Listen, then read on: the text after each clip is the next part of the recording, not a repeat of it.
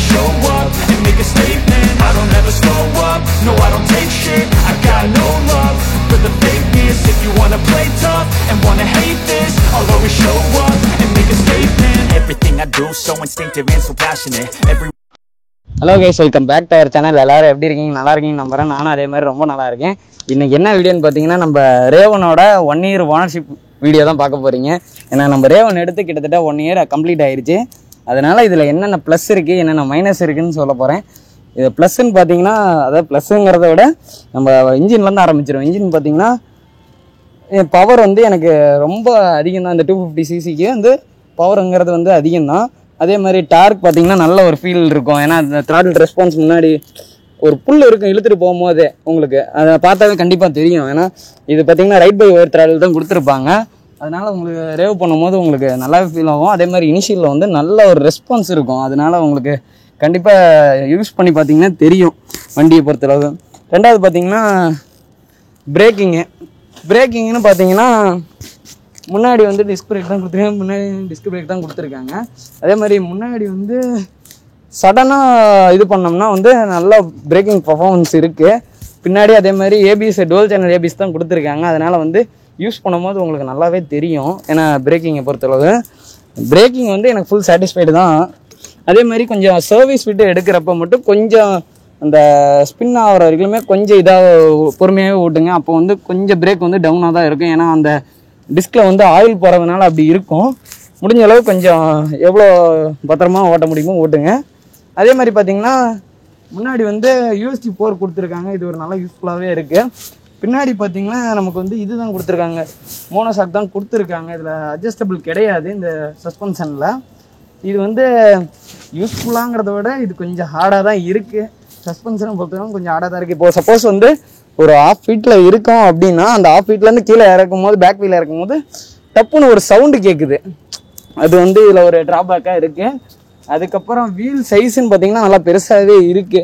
ஏன்னா முன்னாடி 110 கொடுத்துருப்பாங்க, பின்னாடி பார்த்தீங்கன்னா 170 கிட்ட கொடுத்துருப்பாங்க. அதனால கார்னரிங் வந்து நல்லாவே இருக்கும். வண்டியை பொறுத்தளவு இந்த ஹீட்டிங் ட்ரபிள் அதிகமாகவே இருக்குது. ஏன்னா இன்ஜினை பொறுத்தவரைக்கும் கிட்டத்தட்ட ஒரு பைபாஸ்லேருந்து ஒரு 15 மீட்டர்ஸோ ஒரு 100 மீட்டர்ஸோ ஓட்டினோம்னால வண்டி வந்து ஃபுல்லாக ஹீட் ஆயிடுது. அதனாலேயே பார்த்தீங்கன்னா இந்த பைப்பு இருக்குது பார்த்தீங்களா, எக்ஸாஸ்ட் பைப்பு, அதனால அது கொஞ்சம் ரஸ்ட் ஆயிடுச்சு.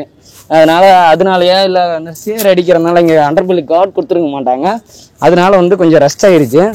அது கொஞ்சம் ஒரு ட்ராபேக்காக தெரியுது. அதுக்கப்புறம் பார்த்தீங்கன்னா LED ஹெட்லாம்ப் தான் கொடுத்துருக்காங்க. இதில் நல்ல ஒரு விசிபிலிட்டி இருக்கும். இது வந்து கீழே வந்து லோ பீம் தான் கொடுத்துருப்பாங்க. இங்கே பார்த்தீங்கன்னா தெரியும், இது வந்து லோ பீமு. வண்டி பார்த்தீங்க ஒரே நிமிஷம் ஸ்டார்ட் பண்ணினா தெரியும்.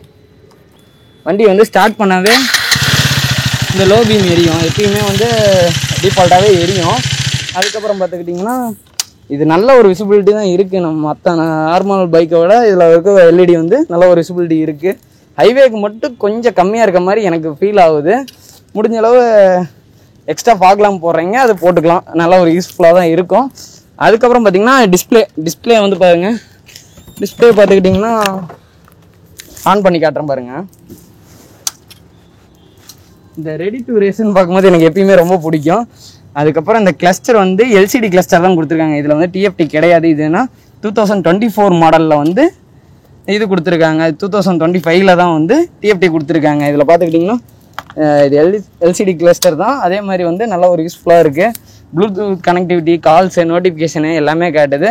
அதே மாதிரி இதில் ஒரு மைனஸ் என்னன்னு பார்த்தீங்கன்னா, நான் வண்டி எடுத்து கிட்டத்தட்ட ஒரு 400-500 கிலோமீட்டர் தான் சம்திங் ஓட்டினேன். அப்போ ஒரு ரைடு போகலாம்னு சொல்லிட்டு போயிட்டு இருக்கும்போது ஒரு பிரேக் எடுக்கும் போது அப்போ என்ன ஆச்சுன்னு பார்த்தீங்கன்னா, திருப்பி வந்து அந்த பிரேக் முடிச்சுட்டு வந்து வண்டியை கீ ஆன் பண்ணுறேன். அப்போ வந்து இந்த ரெடி டு ரேஸ்ன்னு வந்துச்சு பார்த்தீங்களா, அந்த ரெடி டு ரேஸ் மட்டும்தான் வந்துச்சு. முந்தானே வந்து இதெல்லாம் வரவே இல்லை.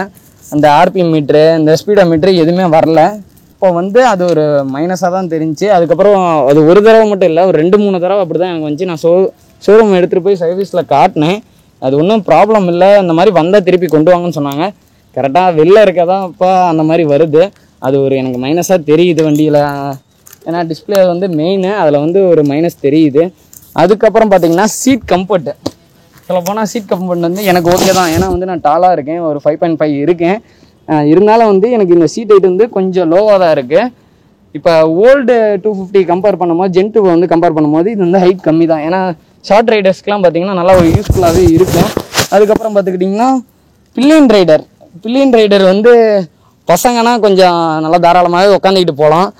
எவ்வளோ தூரம்னாலும் அது தெரிவிக்காது. மற்றபடி வீட்டில் அம்மாவே யாரையே கூப்பிட்டு போகிறோம் அப்படிங்கிற பட்சத்தில் ஒரு 20-25 கிலோமீட்டர்ஸ் தான் உட்கார முடியும். அதுவே அதிகம் சொல்லப்போனால் கொஞ்சம் கஷ்டப்பட்டு தான் உட்காருவாங்க. ஏன்னா அது பில்லியன் சீட்டோட கம்ஃபர்ட் அவ்வளோதான் வரும்.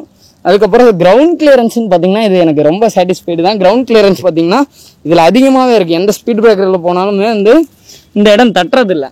டபுள்ஸ் போனாலோ எது போனாலோ இந்த இடம் தட்டுறதே கிடையாது நமக்கு. ஏன்னா ஜென் 2வில் வந்து டபுள்ஸ் போனால் ஒரு பெரிய ஸ்பீட் பிரேக்கரில் ஏற்றுறோம் அப்படிங்கிற பட்சத்தில் வந்து கொஞ்சம் தட்டும். அதனால கொஞ்சம் இது இப்போ வேறு மழை வந்துட்டு இருக்கு. மழையிலே ரிவ்யூ எடுத்துகிட்டு இருக்கோம், பார்ப்போம் நல்லா வரணும். அதுக்கப்புறம் பார்த்துக்கிட்டிங்கன்னா எல்லோரும் எதிர்பார்த்துட்டு இருந்த மைலேஜ் இது வரைக்கும் நான் வண்டி வாங்கினதில் வந்து செக் பண்ணதில்லை. ஆனால் நான் அப்ராக்சிமேட்டாக நான் எனக்கு தெரிஞ்சதை வச்சு சொல்கிறேன். ஏன்னா வந்து ஷோரூமில் வந்து ஒரு 30-35 சொன்னாங்க. அப்ராக்சிமேட்டாக இவ்வளோ வரும் அப்படின்னு சொல்லியிருந்தாங்க. அதுக்கப்புறம் நான் யூஸ் பண்ணி பார்த்ததில் வந்து நமக்கு வந்து கிளஸ்டரில் காட்டுறது வந்து என்னன்னு பார்த்தீங்கன்னா ஹைவேவில் ஒரு 110-120 இந்த மாதிரி க்ரூஸ் பண்ணுறப்போ வந்து எனக்கு 32 வருது. அதேமாதிரி சிட்டி யூஸ்க்கு நான் பண்ணும்போது பார்த்தீங்கன்னா ஒரு 27 கிட்ட வருது. இது வந்து நான் அப்ராக்சிமேட்டாக தான் சொல்கிறேன். வேணுன்னா சொல்லுங்கள், இதுக்கோசரம் மைலேஜ் டெஸ்ட்டு ஒன்று எடுப்போம். அதையும் எடுத்து நம்ம சேனலில் வீடியோவாக ஒரு போடுவோம்.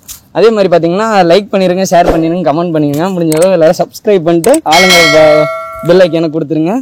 இந்த வண்டியில் எனக்கு ஃபுல்லாக சொல்லப்போனால் எப்படி சொன்னாலும் எனக்கு ஃபுல் சாட்டிஸ்ஃபைடு தான். இந்த வண்டி ஏன்டா எடுத்தோம் அப்படிங்கிற மாதிரிலாம் இல்லை. இந்த வண்டியை பொறுத்தவரைக்கும் எனக்கு பிடிச்சிருக்கு.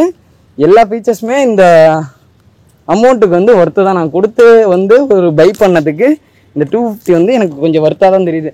சின்ன சின்ன மைனஸ் இருந்தாலுமே ப்ளஸ்ன்னு பார்க்குறப்போ அதை விட அதிகமாக தான் இருக்குது. அதனால வந்து எல்லாருக்குமே இது ஒரு நல்ல யூஸ்ஃபுல்லாக இருக்கும்.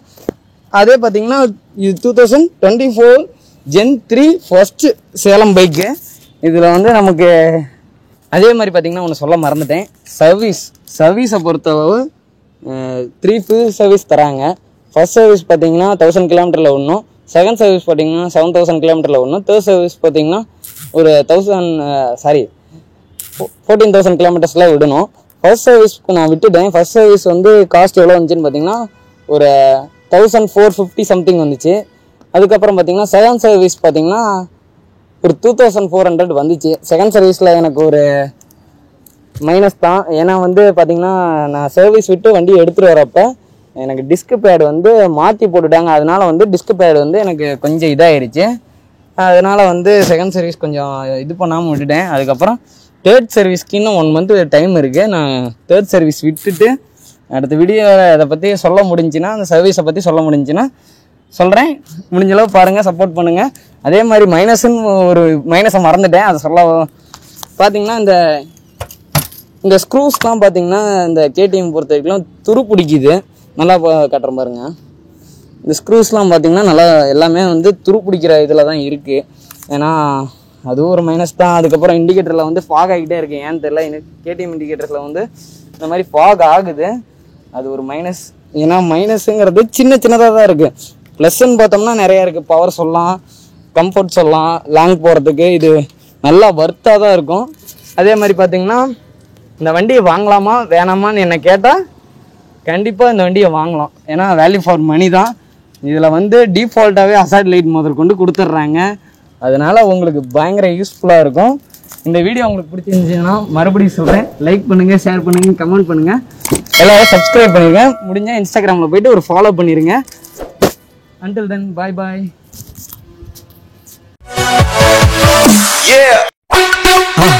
மறக்காம சர்ப்ரைஸ் பண்ணுங்க. Thank you.